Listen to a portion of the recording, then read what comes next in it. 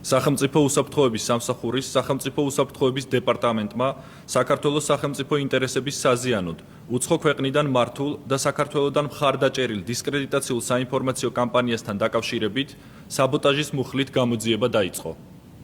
საქმე ეხება სხვადასხვა სოციალურ პლატფორმაზე უცხო ქვეყანაში რეგისტრირებული და მართული ყალბი ეგრეთ წოდებული ბოტანგარიშებით საქართველოს ინტერესების წინააღმდეგ დისკრედიტაციული შინაარსის შემცველი ინფორმაციის მიზანმიმართულ გავრცელებას, რაც ემსახურება საქართველოს ეკონომიკური ინტერესების დაზიანებას.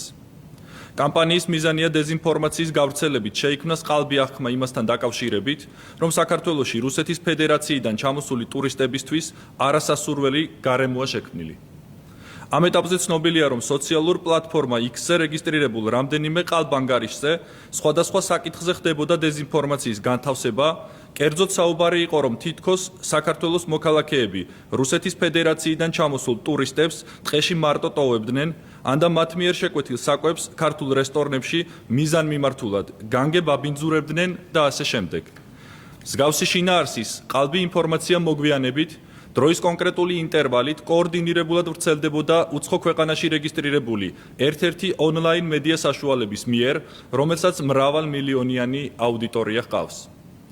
გამოძიება საქართველოს სისხლის სამართლის კოდექსის 318 მუხლით დაიწყო, რაც საქართველოს სახელმწიფოებრივი ინტერესებისთვის საფრთხის შექმნის მიზნით სახელმწიფო საწარმოს ან სხვა მნიშვნელოვანი ობიექტების ნორმალური ფუნქციონირების ხელშეშლას ან მათ დაზიანება განადგურებას გულისხმობს.